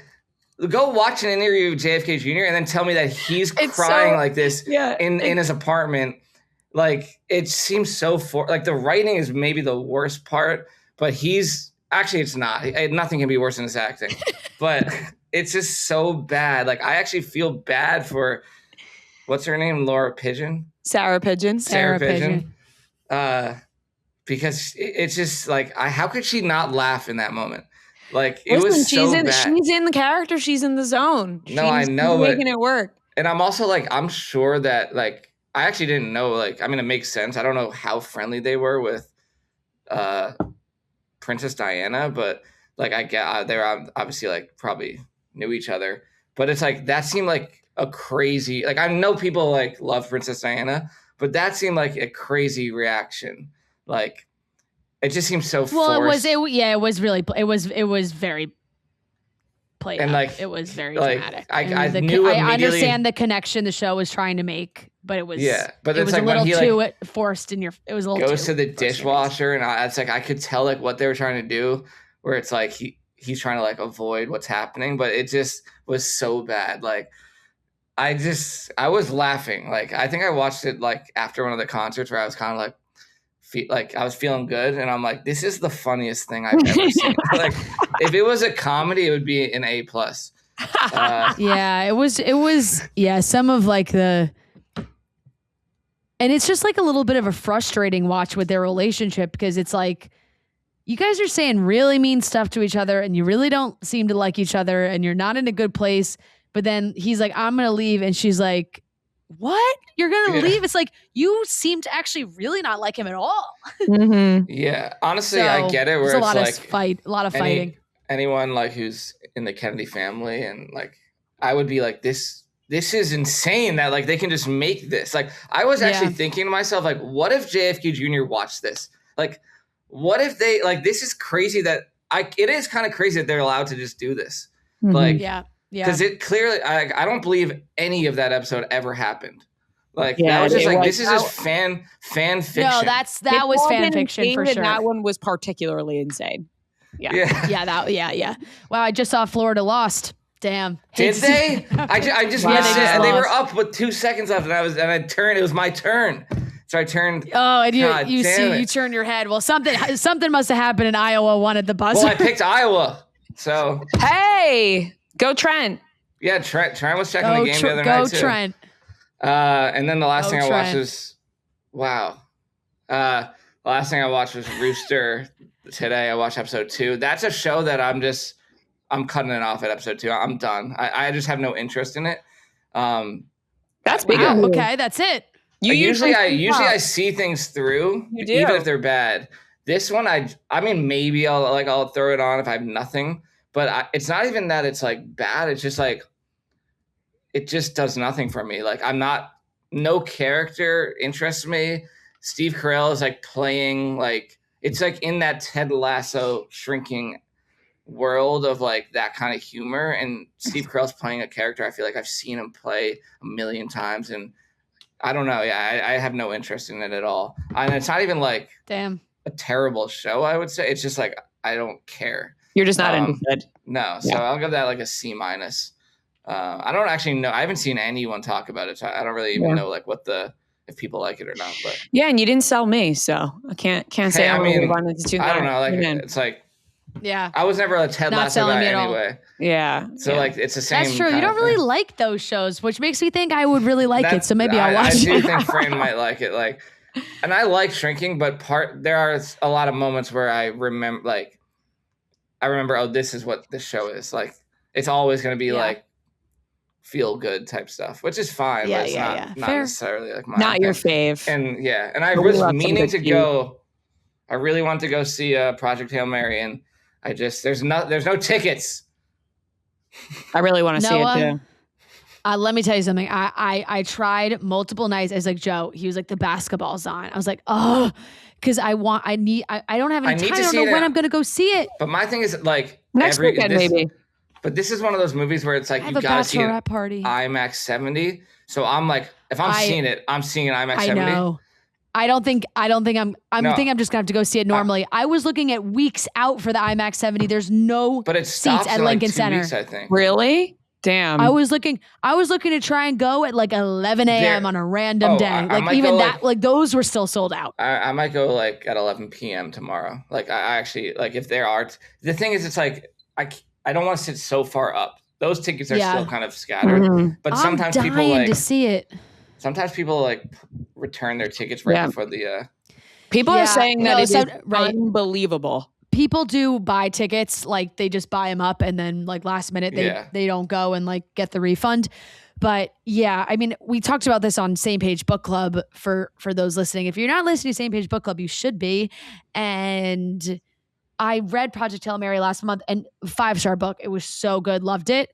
Kelly sent me the link already because I was joking about how I'm going to need a Rocky stuffed animal, and a Rocky stuffed animal has been. I ordered it so fast, like I ordered.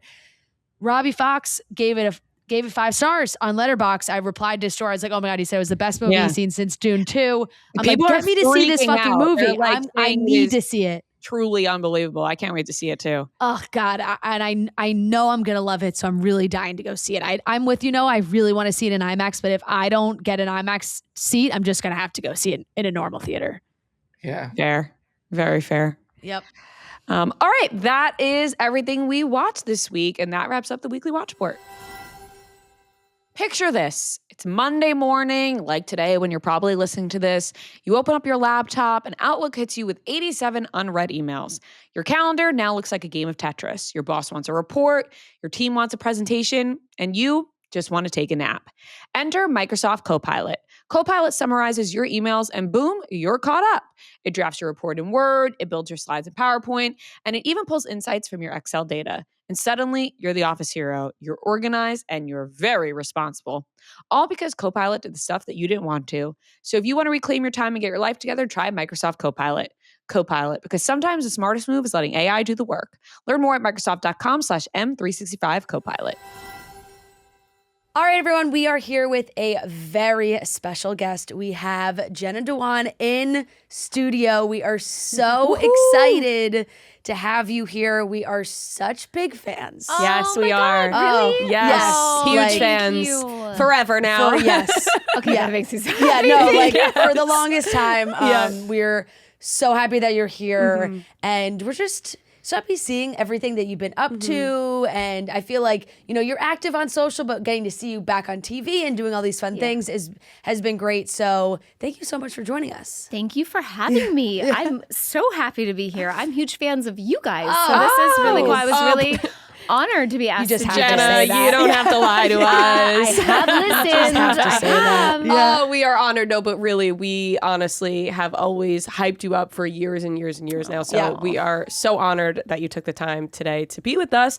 You have an amazing outfit on right now. Thank Spring you. is very spring. I know. And I'm jealous of your pants. I listen, this was the fastest yes. I put these pants on. I was like, yes. Yeah. I want to come back into my fairy, whatever this is, fairy core. I don't know what we're doing, but it's a little nice, summery kind Yeah. of. We're getting warmer I outside. love it. Yeah, I was just joking before that once we crack 60 degrees, this is like our fake spring where we get like 4 or 5 nice days and it goes back to being cold before it actually becomes spring. And that's where we're at right now, where everybody comes out and they're like, this is amazing. It makes people act crazy, but like in the best way. Yes. Everyone's excited. Everyone But- wants an Aperol Spritz. Right. It's- And yeah. you brought the good weather from California. Listen, you're welcome. I am so glad that we can celebrate the sunshine in New York. New York and springtime in New York is kind of the greatest.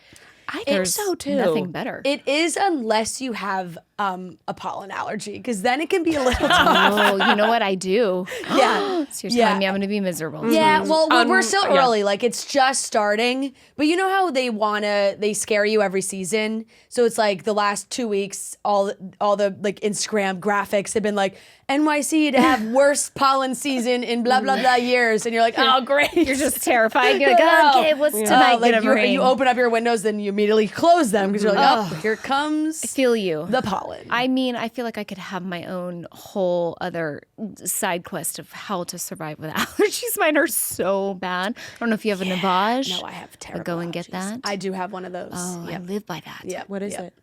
The Nevada, It's your really nose it's out. a really sexy Yeah. thing that It washes your sounds glamorous. Yeah, it's a Yeah, we don't have to go into the full details of anyways. what exactly it does. Hey, but it's just if anybody's listening you that know has what? allergies, Hey, I might have just you're changed helping your them life. out. it cleans you out, which Especially is really, if you're in really New what you York. want. Yeah, exactly. I have a steam shower in my apartment, so like that's I'll sit and just really just let that. You got it all. Oh yeah, really living lavishly. here. prepared. I feel like I have a sauna. Yeah, steam right. shower. No, I wish, but okay, we're so excited that you're back on this season of The Rookie. Thank you. And you had a spot come in, end of season 3, Yep. but now you are on regular season 4. Yes. How is it being a part of the show full time? Amazing. I honestly the show is the dreamiest job that I've ever had. It is wonderful. The people are wonderful.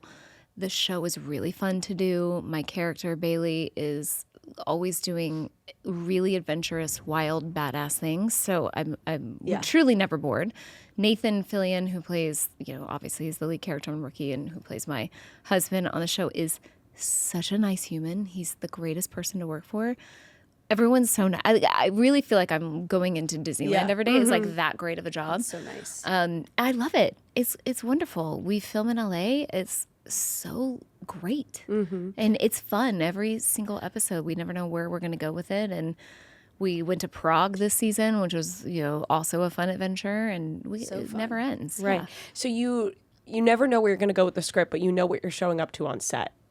Yeah, you find out, you get the script about a week before you start filming that episode. So we as actors, unless we get a hint from the showrunner ahead of time, we really are, it's like choose your own adventure. You get the script and then you see, oh, that's where we're going with this. And we don't get a lot of information, but it's exciting. So you can kind of go, okay, you start reading through the lines. You say, I think we're going this direction and maybe we're going to head this way. So it's exciting for us too. Do you have a method of when you get your script, how you work through the lines, how you memorize it all? Not really. I mean, I like to be pretty spontaneous with it. So I think in the beginning of my acting career, I was coming from dance into acting. I was so worried about doing it wrong because I was just I was legitimately thrown into acting. So I had to learn on the job.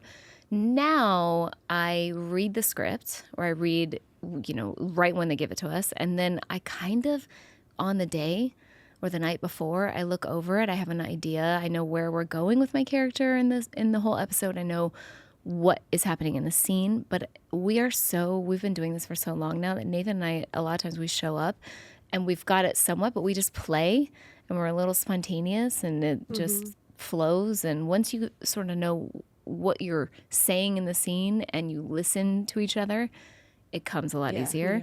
Whereas, 25-year-old me was probably like, okay, I would repeat it over and over and over. And then it just kind of feels a little stale. So I'm going to keep freedom in there. Yeah, that's amazing to have that creative freedom and makes it even that much more fun. When you say you were just thrown into acting, what do you mean by that?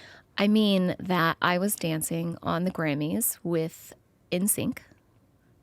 That's a long time. I was Justin Timberlake's partner in the dance. So I was pretty featured because it was their last performance as NSYNC before Justin went solo. And a manager was watching the Grammys and saw me and said that girl should be an actress. This is how weird it is. She knew she was representing a friend of Justin's who from back in Tennessee days. Somehow got someone got to me and brought me into her office, and she was very pushy and she's an amazing manager, and she was like, you need to do this. I said, well, I've never acted. I don't, okay, but what do I do? And she was like, wipe off all your makeup. Clearly I've not listened. I have a full face of makeup on now. Well, you're coming from the dance world where that's, you got to be. We love your glitter eyeliner, but not in an audition room. Take it all off. Go in there, here's some sides and here's some auditions and see what happens. And I didn't know any better. And I said, okay. And I ended up booking the very first audition I went in on, which was this movie called Tamara, which for my horror fans, it's like a lot of these cult classic horror fans love that movie. And then from there came Take the Lead and then Step Up. So it just happened. I just literally fell into it, and I didn't even know what a mark was. I knew nothing. I learned on the job. Yeah. And was the manager like, I see you mixing the dance world into the acting world right away? Because it feels like those first big ones, you were dancing in the movies. Yeah. No, that was really happenstance. So she saw me and thought, you should get into acting. I had no idea what I did. I was like, okay, went with it. But then it happened to be that 2 dance movies were casting. And then it gets even crazier because Take the Lead was my first movie. But I showed up to the premiere here in New York and I was basically cut out of it. So I had so much more in that movie. And it was because of a million different reasons and storylines and stuff. I just had this ending dance scene. So when Step Up was casting, the casting director said, we don't want anyone that's been in a dance movie. But this manager at the time called and was like, no, she's been cut out. So she's not technically. I promise you she's not in it. She's not a real big part in this movie. So they saw me, luckily, because she pushed for it and then Step Up happened. But that was totally random. I don't think so much so that after the 2 dance movies came out, and obviously Step Up was a big hit, everyone was advising me opposite. Don't say you're a dancer. We want you to be a real actress now. Go in there and I tried that for a long time, and it just wasn't obviously authentic and me, and it didn't work. But no, it was fully not planned. It just like happened. It's so crazy, and I feel like we hear people talk about that phenomenon all the time of filming a movie and then going to see it, and you're like, wait, Yeah. I'm not, which I guess maybe is different now because maybe there's more warnings or updates or whatever. But I forget who we were talking to. We were talking to somebody who was like, I told all my friends, everybody, like to go see this movie. And then I went and and I'm like, I'm not in the movie. Oh yeah, my family was there. We were all waiting. This is the moment. Sasha was my character. I was like, this is gonna be so. And it was a huge movie premiere because it was Antonio Banderas. And then I'm watching. I'm like, oh wait, I thought I was in that scene. Wait, oh nope, not in that It's scene. like you're really sitting in the theater for the premiere, being like, I guess I'm not. Yeah, that's crazy. Yeah, it's crazy. Best case scenario, though, for Step Up. I mean, it's so insane. You know, you do your first audition and you get it. Like, what is that feeling like? It was insane. I really did not. Obviously, I didn't expect it. I didn't even see necessarily going in this direction. So, and then that role in particular, Tamara, I had to play 2 different versions of this character. So, anyways, I had to go into this audition, and one side was this mousy, picked on, nerdy girl who then is killed, and because of witchcraft, stay with me, comes back hot and revengeful. Okay, so I love, you know, these movies. Yep. But in the audition, I didn't know what I was doing, but somehow I have no idea. I think they just saw that maybe I was just really excited to work. I have, you know, the dancer part of you that's gung-ho. Yeah. I don't know. But then I went from there directly to an acting coach, and that's how I started learning how to act. Well, it's incredible. And we got to watch the dance in the movies, which was honestly the perfect combination. I mean, we were just talking about the fact that Step Up is 20 years old this year. I just heard this too recently, and this really, I don't know what it does to me inside, but it's a wild feeling. Well, and for us too, because it's one of those movies, I think, for our age that was like a formative movie that we will look back God, this is so crazy. Like I watch that movie on planes all the time. So like when I You see it, do? oh my god, all the Yeah. time, all Wait, the time. Your comfort movie? My on a husband- plane? Oh my god, I still today was cry like- every time. Yeah. What's his face is spoiler. No, I know. At this point, 20 years later, it's like If you haven't seen it in 20 years. Yeah. No, I mean, everyone's obsessed with it. My husband today was like, oh, who do you have coming in? And I told him, he goes, Step Up. I'm like, yes. Really? He's like, oh, my mom's going to be so excited. Everyone, like, Oh my it's God. just, No, it was- I feel it like it was. was a movie that like bonded a lot of people together too. And it like, formed what an amazing like franchise of Yeah. I know. movies and stars and dancers. If you and had told us in Baltimore when we were filming, I mean, it was a small movie. Yeah. It was a not low budget, but, you know, not a big budgeted movie. And we had no idea, like no clue. I will say that was one of the wildest experiences to have that movie be so well received. And what's also crazy is nowadays I'll have young kids. I'm talking, you know, 10-year-old, 12-year-olds that are like, Step Up's my favorite movie. I was like, you weren't born. yeah. How you? It Well, just it's it because has their legs. moms probably they loved it. Somehow we find dancers and Yeah. and also kids social still. media now like brings everything back around and people Yes. see all of these iconic movies, Yeah. which I'm so happy about because I know. like we need to appreciate how amazing that movie really is. And the trends come back around with the dance stuff. It's like you see the moves in the movie and then they go viral because everybody wants to do it on TikTok. I know that's true. I did see someone the other day doing the ending dance on TikTok. And I was so like, I cool. remember it. Yeah. We'll see if I can still do it, but I Yeah. remember Yeah. it. And the lift and all of that. It's so crazy. I'm sure it's muscle memory. There for is you, this you where know? I can do a dance that I did when I was 15. I can, if you put the song on there, That's I remember it. It's weird. It's Yeah, muscle it's memory. I that can't is remember where amazing. my phone or my keys are Yeah. every day, at least 20 times a day, but I could do a dance from when I was Yeah. 15. No, but That's those incredible. dances, and you think of like Step Up 2, the rain. So Oh, good. yeah. The rain Like dance. the rain dance, Oh, so good. Yeah. But the water and the splash. It's just It's just the best. What did you enjoy watching all the other movies that came out after? Yeah. I did. I loved it. I mean, at the end of the day, I am a dancer in my blood. That's where I started. That's my first true love.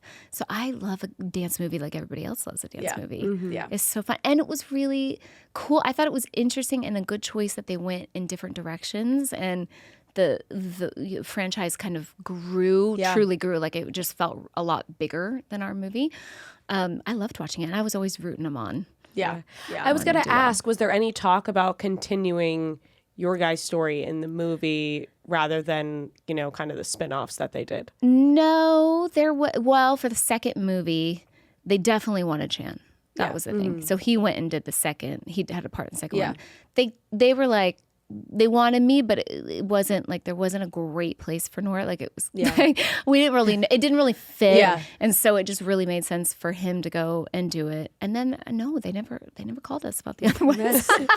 But we did do the Step Up High Water TV show, which was really cool. That was fun too. It just like really obviously exploded its own like franchise of dance and inspiring kids, I think, to dance too, which was really cool, and watching that all happen. But then you continue to really like fall into that acting, more in that acting bubble, movies, and not necessarily the acting dance combo. But I love how you still incorporate all the dance online. I see you dressed as your character, but you're fully doing the dances on TikTok and all those things. What are your co-stars are like, oh, Jenna wants to do another dance? Oh, God, yes. I mean, God love TikTok. It was funny. Makia on the show, who's also on The Rookie, she's also a dancer. She danced for Michael Jackson when I danced for Janet Jackson. So we always have this fun where we want to dance together. Every job in some sort of way finds a way to get me dancing. I think on The Rookie we did a throwback episode where I was in a prior, I was a video dancer and we did a whole music video dance. But I danced. We did a special, the Step Into the Movie special, and I got to do the dance with Derek Huff there.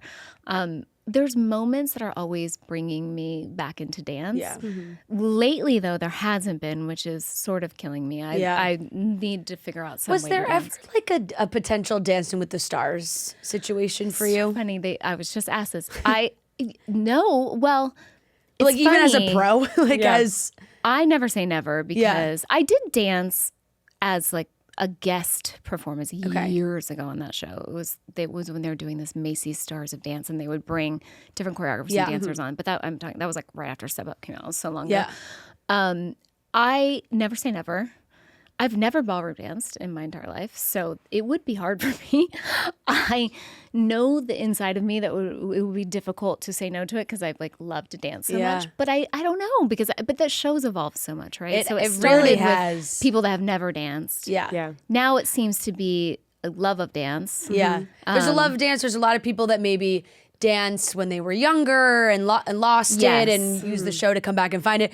But the fandom is crazy because it's like people argue what the show's core value is. Is it someone who's never danced before and you get to see them get better week by week, or is it like that person already knew how to dance and like see, I would be pushing for you to be on the show so hard, and there would be people that would be like, she's a dancer, but we'd be like, she's not a ballroom dancer. She's not a ballroom. I mean, the honest truth is it would be really difficult for me. Because it's so different. I think people don't believe that. Like I know. Don't believe that. Like it's like, hard to think. Yeah, they're like, oh yeah, sure. Like it's like I know. People think if you can dance, you can just do anything. Because I know there's really been so many people that have had like theater experience or like jazz, but Whitney this season. Yeah, she was a musical theater full dancer. Yes. And you're like, oh, and then they're like, but that doesn't mean I know how to do a foxtrot. I definitely do not. If you told me right now, do a foxtrot, I would fail. It was, I have no idea. I think it's almost harder to maybe unteach yourself the way that you would dance in like a more, contemporary type of way to do the foxtrot. Anyway, I think you should do dance. This is us pushing you to be on Dancing with the Stars. Anyway, I think you would be amazing. The universe is talking. Or even like you should like guest judge. I feel like you definitely. Yes, I mean because they pick some guest judges that don't know what they're talking about. I would 1,000%. Like I said, any chance that I'm able to be with my dancers, influence and dance in any way, dance just in general, I can't say no. I loved World of Dance. Thank you. That was one was of my such favorite. a fun show. It's really great. Yeah. That was a great experience. That was a really cool show. And the judging panel was fantastic. Oh God, we had so much fun. I mean, I had never hosted. That's another one that I jumped in. That is now I'm talking about this. That's a weird theme in my life. It's like, just jump right in. Get thrown into things and have to figure it out. You know on what? the job. It keeps working out. It keeps working. I'm like, what next? Yeah. It was J-Lo and Neo and Derek Huff. And it was then crazy. Me hosting it was fun. And honestly, every time we see each other, we're still like, oh my God, we love each other. There was just such amazing talent on those shows too. I think it's because I can't dance at all that every time I see someone, I'm like, gosh, so many people have this talent. I know. It is. And they don't get noticed. Yeah. Like they're so good, but especially your dancing. I mean, I feel like we still go back and watch videos of you dancing. Your TikToks are addictive to watch. Oh my God, it really is like intoxicating to Really? watch. Oh my God, every time. Like it's so mesmerizing. There is a new Truly Dream Pack, and it's filled with 4 playful and refreshing fruit flavors inspired by all-time fan favorites into one limited-time pack of your dreams. We love cracking open a Truly in the green room before our show starts, especially when our guests come and they're like, what do you have? We slip them a Truly, we crack it open, we cheers, and we're just ready to go. The flavors are surreal flavor combinations like strawberry stardust, citrus clouds, raspberry rainbow, and pineapple daydream. My personal favorite, raspberry rainbow. So good, but they're all delicious. Lightness, as always, Truly hard seltzers are made to be light and easy. You can spend more time hanging out without the heaviness. They are 5% ABV and only 100 calories. And there's variety. Truly is known for the most creativity in all of hard seltzer, and the new Dream Pack is an example of that. The new Dream Pack is so delicious. It named all 4 flavors. Raspberry rainbow, my favorite, but I know some people that are absolutely loving the strawberry stardust, citrus clouds, and pineapple daydream as well. They're all so delicious. You can't go wrong. So make your dreams come true, Truly, and find Truly Hard Seltzer near you or visit www.trulyhardseltzer.com. You brought up, you were on tour with Janet Jackson. Yep.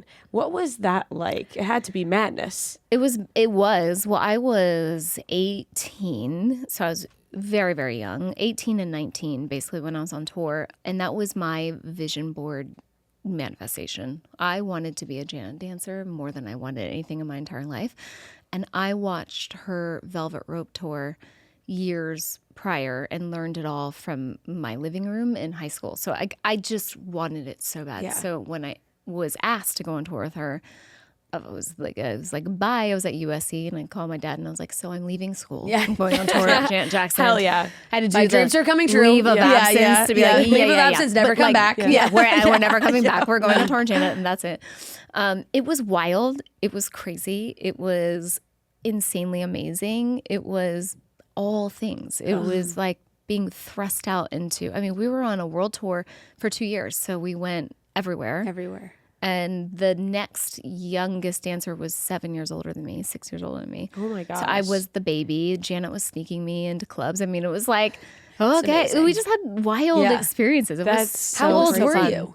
I was 18 when I started working with her it was like, so it was like freshman year-ish of college? It was the end of freshman year, yeah. It was like into the second year, and I was like, bye. And how wild is that to just go all around the world? Like, how were you able to adjust to that schedule?